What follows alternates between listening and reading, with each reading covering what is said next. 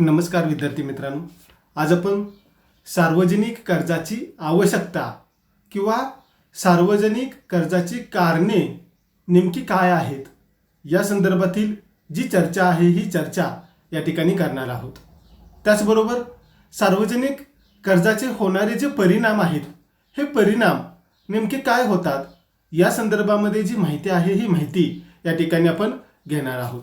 सुरुवातीला सार्वजनिक कर्जाचे कारणे नेमकी काय आहेत या संदर्भामध्ये जी चर्चा आहे ही चर्चा या ठिकाणी आपण करणार आहोत। प्रामुख्याने या अगोदर आपण सार्वजनिक कर्ज म्हणजे काय, सार्वजनिक कर्जाचे असणारे जे वेगवेगळे प्रकार आहेत ते प्रकार या संदर्भामध्ये जी चर्चा आहे ही चर्चा केलेली आहे। प्रामुख्याने आपण पाहतो की आधुनिक कालखंडामध्ये जगातील बहुसंख्य देश सार्वजनिक कर्ज उभारत असलेले आपल्याला पाहावयास मिळतात। प्रामुख्याने सार्वजनिक सत्तांच्या मध्ये झालेली जी काही वाढ आहे ही वाढ आणि प्रामुख्याने सार्वजनिक सत्तांचा वाढता खर्च भरून काढण्याच्या दृष्टिकोनातून प्रामुख्याने सार्वजनिक कर्जाची जी उभारणी आहे ही उभारणी केली जात असलेली आपल्याला पाहावयास मिळते। ही उभारणी करत असताना प्रामुख्याने त्याच्या पाठीमागे असणारा जो हेतू आहे हा जर आपण विचारात घेतला तर आपल्या लक्षात येतं की प्रामुख्याने आर्थिक विकास साध्य करणं, पूर्ण रोजगार प्रस्थापित करणं, त्याचबरोबर कल्याणकारी राज्याची जी निर्मिती आहे ही निर्मिती करणं ही महत्त्वाची कार्ये सरकारला पार पाडावी लागत असलेली आपल्याला पाहावयास मिळतात। आणि त्या अनुषंगानं प्रामुख्याने सरकारला कर्जाची जी उभारणी आहे ही उभारणी करावी लागत असलेली आपल्याला पाहावयास मिळते। प्रामुख्याने सरकारी कार्य किंवा सरकारची असणारी जी काही कार्य आहेत ती कार्य वाढत असलेली आपल्याला पाहावयास मिळतात आणि या वाढत्या कार्याबरोबरच सरकारचा असणारा जो काही खर्च आहे हा खर्च सुद्धा वाढत असलेला आपल्याला पाहावयास मिळतो।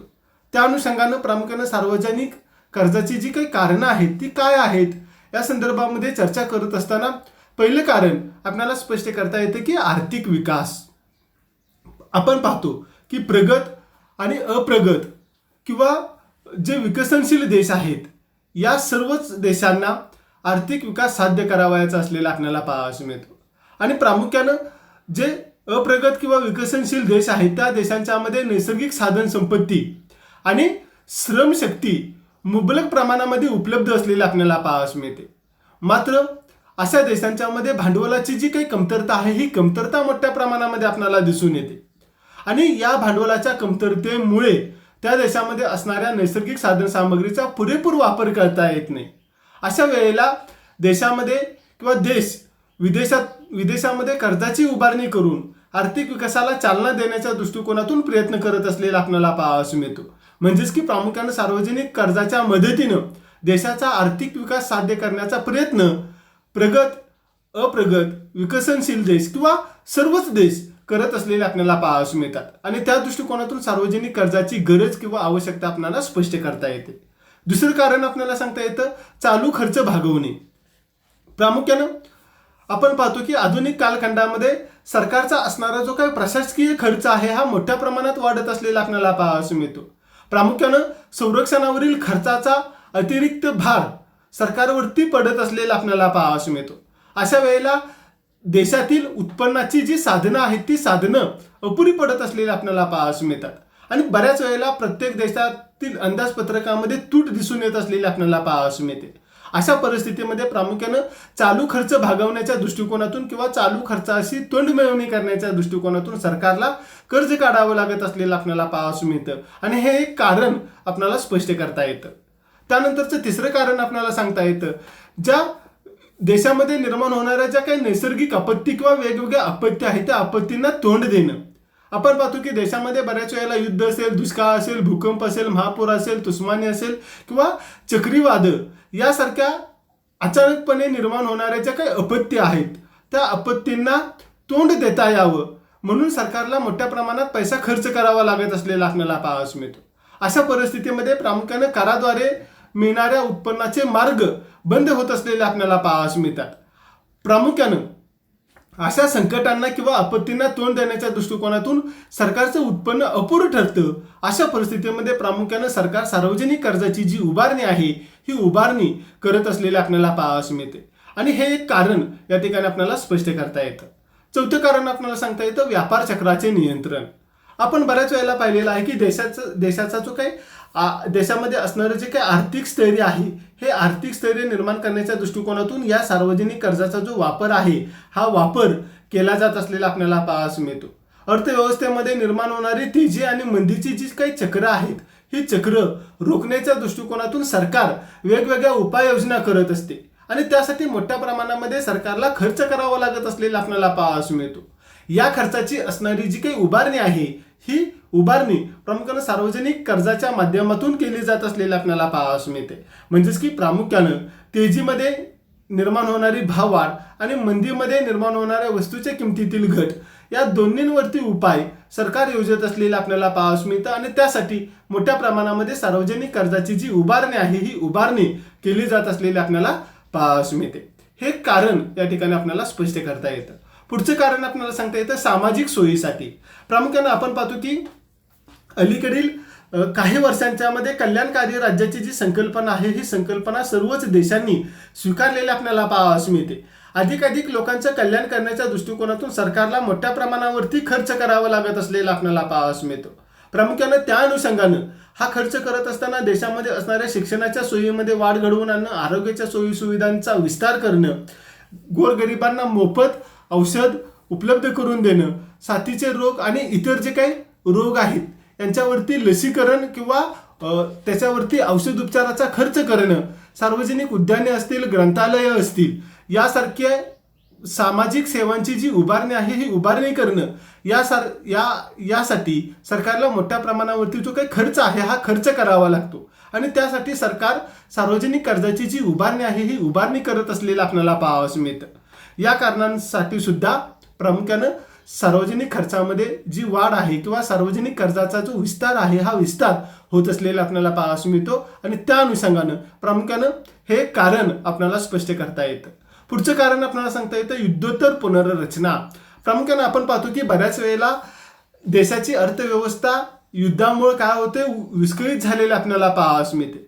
अर्थव्यवस्थेमध्ये असणारी शेती असेल, उद्योग असतील, रस्ते असतील, यांची पुनर्रचना देशाला करावी लागत असलेली आपल्याला पाहावयास मिळते. अशा परिस्थितीमध्ये करापासून मिळणारं उत्पन्न सरकारला अपुरं पडत असलेलं आपल्याला पाहावयास मिळतं. अर्थव्यवस्थेची पुनर्रचना करण्याच्या दृष्टिकोनातून प्रामुख्यानं सरकारला परदेशातून किंवा देशांतर्गत सार्वजनिक कर्जाची जी उभारणी आहे, ही उभारणी करावी लागत असलेली आपल्याला पाहावयास मिळते. म्हणजेच की प्रामुख्यानं युद्धोत्तर देशाची पुनर्रचना करण्याच्या दृष्टिकोनातून सार्वजनिक कर्ज गरजेचं असलेलं आपल्याला पाहावयास मिळतं आणि सार्वजनिक खर्च वाढीचं हे एक कारण आपल्याला स्पष्ट करता येतं. पुढचं कारण आपल्याला सांगता येतं उत्पादक गुंतवणुकीसाठी. प्रामुख्यानं आपण पाहिलं की देशाचा जर आर्थिक विकास घडवून आणायचा असेल तर देशामध्ये असणाऱ्या ज्या काही मूलभूत पायाभूत सोयी सुविधा आहेत, त्यामध्ये रेल्वे असतील, रस्ते असतील, तार असेल, टेलिफोन असेल, दळणवळणाच्या सोयी सुविधा असतील, पाणी पुरवठ्याच्या सोयी सुविधा असतील किंवा वीज असेल, या ज्या पायाभूत सोयी सुविधा आहेत, यांचा विकास करण्याच्या दृष्टिकोनातून सरकारला मोठ्या प्रमाणामध्ये गुंतवणूक करावी लागत असलेली आपल्याला पाहावयास मिळते. परंतु अशा उद्योगामध्ये गुंतवणूक करण्याच्या दृष्टिकोनातून सरकारला आपलं उत्पन्न अपुरं पडतं. अशा परिस्थितीमध्ये सरकार सार्वजनिक कर्जाची उभारणी करत असलेलं आपल्याला पाहावयास मिळतं. म्हणजेच की उत्पादक गुंतवणुकीच्या हेतूनं सार्वजनिक कर्जाची उभारणी केली जाते आणि त्यासाठी सार्वजनिक कर्जाची गरज किंवा आवश्यकता असलेली आपल्याला पाहावयास मिळते आणि सार्वजनिक खर्च वाढीचं हे कारण आपल्याला स्पष्ट करता येतं. त्याचबरोबर पुढचं कारण आपल्याला सांगता येतं कर्जाची परतफेड. प्रामुख्यानं मुदत संपलेली जी काही कर्ज आहे, त्या कर्जांची परतफेड करण्याच्या दृष्टिकोनातून, त्याचबरोबर नवीन कर्जाची उभारणी करण्याच्या दृष्टिकोनातून सरकार काय करत असतं तर सार्वजनिक कर्जाची उभारणी करत असलेलं आपल्याला पाहावयास मिळतं. जुने कर्ज फेडण्याच्या दृष्टिकोनातून नवीन कर्जाची उभारणी सरकारच्या मार्फत केली जात असलेली आपल्याला पाहावयास मिळते. अशा पद्धतीनं प्रामुख्याने सार्वजनिक कर्जाची ही जी वेगवेगळी कारणं आहेत, त्या कारणांच्या संदर्भातील जी चर्चा आहे, ही चर्चा या ठिकाणी आपण केलेली आहे. यातला जो पुढचा भाग आहे की प्रामुख्याने सार्वजनिक कर्जाचे होणारे जे वेगवेगळे परिणाम आहेत, हे परिणाम नेमके काय आहेत, या संदर्भातील जी चर्चा आहे, ही चर्चा या ठिकाणी आपण करणार आहोत. आपण पाहिलं की साधारणतः सार्वजनिक कर्जाचे अर्थव्यवस्थेवरती दूरगामी परिणाम होत असलेले आपल्याला पाहावयास मिळतात. सार्वजनिक कर्जामुळे खरेदी शक्तीचं लोकांच्याकडून सरकारकडं आणि पुन्हा सरकारकडून लोकांच्याकडं स्थलांतर होत असलेलं आपल्याला पाहावयास मिळतं. त्या अनुषंगानं प्रामुख्याने सार्वजनिक कर्जाचे होणारे जे काही परिणाम आहेत, हे परिणाम नेमके काय होतात याबाबतची चर्चा करत असताना पहिला परिणाम आपल्याला सांगता येतो उत्पादनावरील परिणाम.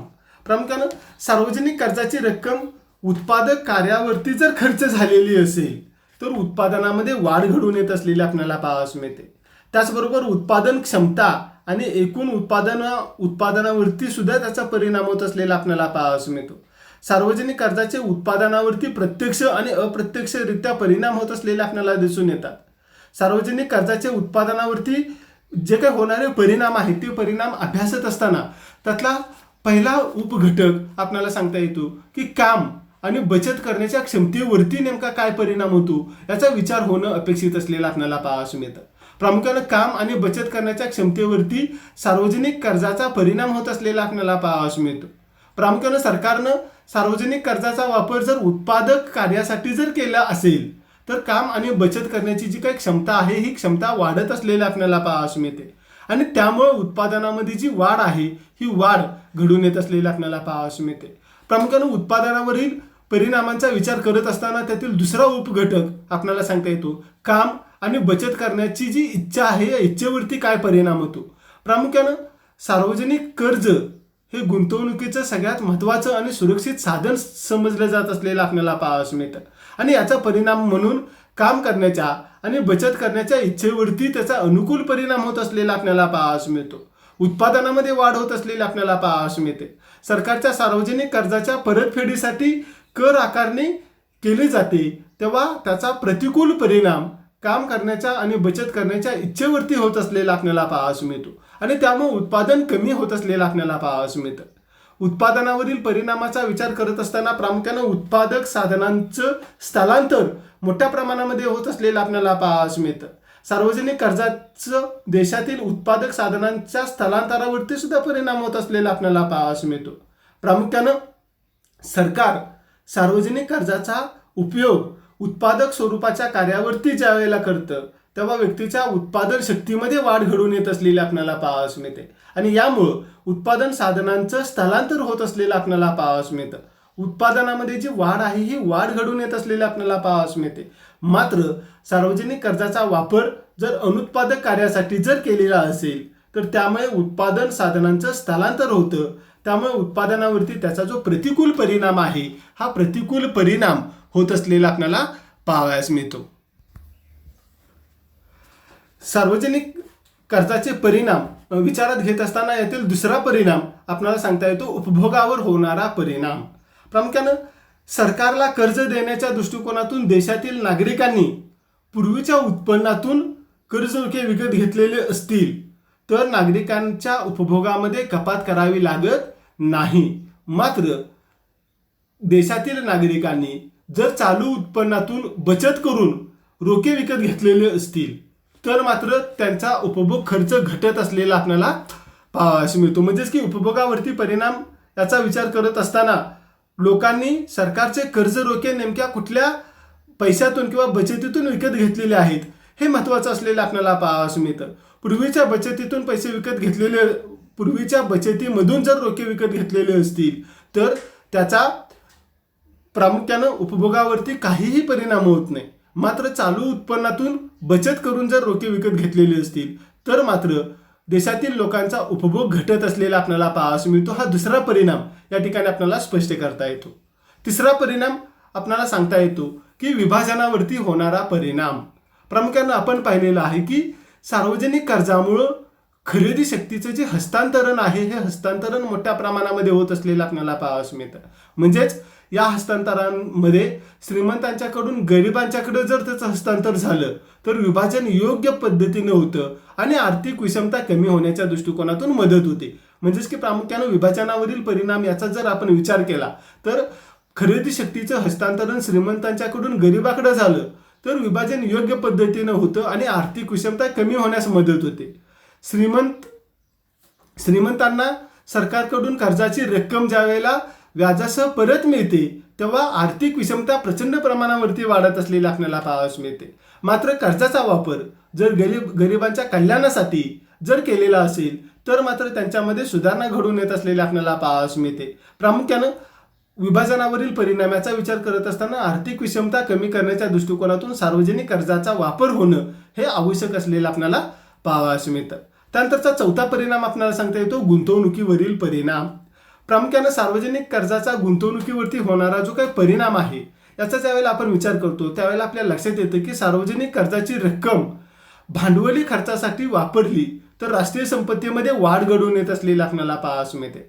सार्वजनिक कर्जाची रक्कम भांडवली खर्चासाठी जर वापरली तर राष्ट्रीय संपत्तीमध्ये वाढ घडून येते आणि प्रामुख्यानं सार्वजनिक कर्जासाठी ज्यावेळेला रोख्यांची विक्री केली जाते त्यावेळेला व्यापारी बँका अतिरिक्त रोखतेचा वापर करून पतनिर्मिती वाढवत असलेल्या आपल्याला पाहावयास मिळतात. अशा वेळेला गुंतवणूक कमी न होता कर्ज रोखे ज्यावेळेला खाजगी व्यक्ती खरेदी करत असतात त्यावेळेला त्यांच्याजवळील निधी हा कमी होत असलेला आपल्याला पाहावयास मिळतो. म्हणजेच की गुंतवणुकीवरती सुद्धा सकारात्मक परिणाम घडवून आणता येत असलेला आपल्याला पाहावयास मिळतो. त्यानंतरचा पुढचा परिणाम आपल्याला सांगता येतो रोखतेवरील परिणाम. प्रामुख्यानं सरकारी कर्ज रोख्याची विक्री करून सार्वजनिक कर्ज उभारले जात असलेले आपल्याला पाहावयास मिळतात. खाजगी व्यक्ती, बँका, वित्तीय संस्था कर्ज रोख्यांची खरेदी करणं अधिक पसंत करत असलेले आपल्याला पाहावयास मिळतात. याचं कारण जर आपण पाहिलं तर प्रामुख्यानं सरकारच्या कर्ज रोख्यामध्ये गुंतवणूक ही अधिक परतावा देणारी असलेली आपल्याला पाहावयास मिळते किंवा ती सुरक्षित आणि लगेच रोखतेत रूपांतर करता येणारी मालमत्ता समजली जात असलेली आपल्याला पाहावयास मिळते. म्हणजेच कर्ज रोख्यांची विक्री करून तात्काळ पैशामध्ये रूपांतर करता येत असलेलं आपल्याला पाहावयास मिळतं. प्रामुख्यानं हा सुद्धा विचार या ठिकाणी होणं अपेक्षित असलेलं आपल्याला पाहावयास मिळतं. त्यानंतरचा 6वा मुद्दा आपल्याला सांगता येतो राष्ट्रीय उत्पन्नावरील परिणाम. प्रामुख्यानं सार्वजनिक कर्जाचा उपयोग उत्पादन कार्यासाठी जर केलेला असेल तर त्याचा उपभोग आणि गुंतवणूक याच्यावरती अनुकूल असा परिणाम होतो आणि राष्ट्रीय उत्पन्नामध्ये वाढ घडून येत असलेली आपल्याला पाहावयास मिळते. त्यानंतरचा पुढचा परिणाम आपल्याला सांगता येतो खाजगी क्षेत्रावरील परिणाम. प्रामुख्यानं सार्वजनिक कर्जाचा परिणाम खाजगी क्षेत्रावरती सुद्धा होत असलेला आपल्याला पाहावयास मिळतो. सरकारनं सार्वजनिक कर्जाच्या मदतीनं खाजगी क्षेत्रातील वस्तू आणि ज्या काही सेवा आहेत या सेवांची जर खरेदी केली तर खाजगी क्षेत्राच्या विकासाला चालना प्राप्त होत असलेली आपल्याला पाहावयास मिळते. सरकारनं कर्जाची रक्कम अर्थव्यवस्थेतील वेगवेगळ्या घटकांवरती जर खर्च केलेली असेल तर लोकांच्या खरेदी शक्तीमध्ये वाढ होत असलेली आपल्याला पाहावयास मिळते. त्यांची असणारी प्रभावी मागणी वाढल्यामुळं अनुकूल परिणाम खाजगी क्षेत्राच्या विकासावरती होत असलेला आपल्याला पाहावयास मिळतो. त्यानंतर यातला पुढचा परिणाम आपल्याला स्पष्ट करता येतो साधन सामग्रीच्या वाटपावरील परिणाम. प्रामुख्यानं बऱ्याच वेळेला सार्वजनिक कर्जामुळे व्यावसायिक गुंतवणूक कमी होत असलेली आपल्याला पाहावयास मिळते. देशातील एकूण उत्पादनामध्ये भांडवली वस्तूचं उत्पादन कमी होत असलेलं आपल्याला पाहावयास मिळतं. सर्वच क्षेत्रातील जी काही गुंतवणूक आहे ही गुंतवणूक सारख्याच प्रमाणामध्ये कमी होत नाही आणि त्यामुळं सार्वजनिक क्षेत्रातील साधन सामग्री एका विभागाकडून अन्य विभागाकडे स्थलांतरित होत असलेले आपल्याला पाहावयास मिळते. हा एक परिणाम या ठिकाणी आपल्याला स्पष्ट करता येतो. आणि शेवटचा परिणाम आपल्याला सांगता येतो की परकीय कर्जाचे परिणाम. प्रामुख्यानं आपण पाहतो की अलीकडे सरकार विदेशातून मोठ्या प्रमाणावरती कर्जाची उभारणी करत असलेलं आपल्याला पाहावयास मिळतं. परकीय कर्जाचा देशातील अर्थव्यवस्थेवरती अनुकूल परिणाम होत असलेला आपल्याला पाहावयास मिळतो. परकीय कर्जानं देशामध्ये टंचाई असलेल्या वस्तूंची आयात केली तर भाववाढीला आळा घालता येत असलेला आपल्याला पाहावयास मिळतो. आयातीमुळे विविध वस्तू आणि सेवांच्या उपभोगामध्ये वाढ घडून येत असलेला आपल्याला पाहावयास मिळते. लोकांच्या राहणीमानामध्ये सुधारणा घडून येत असलेली आपल्याला पाहावयास मिळते. सार्वजनिक कर्जाच्या मदतीनं वेगवेगळ्या प्रकारची यंत्रसामग्री, उच्च तंत्रज्ञान, कच्चा माल या सर्व गोष्टी विदेशातून आपल्याला आयात करता येत असलेल्या आपल्याला पाहावयास मिळतात. या सर्व घटकांचा परिणाम देशामध्ये औद्योगिकीकरणाला जी चालना आहे ही चालना प्राप्त होत असलेले आपल्याला पाहावयास मिळते. मात्र सार्वजनिक कर्जाचा वापर विदेशातून जर युद्ध साहित्य आयातीसाठी आणि खरेदीसाठी जर केलेला असेल तर त्याचा प्रतिकूल परिणाम उत्पादन आणि देशाच्या विकासावरती होत असलेला आपल्याला पाहावयास मिळतो. अशा पद्धतीनं प्रामुख्यानं सार्वजनिक कर्जाचे अर्थव्यवस्थेवरती किंवा वेगवेगळ्या घटकांच्या वरती जे काही परिणाम आहेत ते परिणाम कशा पद्धतीनं होतात याबाबतची चर्चा या ठिकाणी आपण केलेली आहे. प्रामुख्यानं सरकार सार्वजनिक कर्ज नेमकं कशा पद्धतीनं उभारतं आणि त्याचा विनियोग किंवा वापर नेमका कशा पद्धतीनं करतं या घटकावरती त्याचा जो परिणाम आहे हा परिणाम अवलंबून असलेला आपल्याला पाहावयास मिळतो. अशा पद्धतीनं सार्वजनिक कर्जाची कारणे आणि त्याचे होणारे जे काही परिणाम आहेत या संदर्भातील जी चर्चा आहे ही चर्चा या ठिकाणी आपण केलेली आहे. धन्यवाद.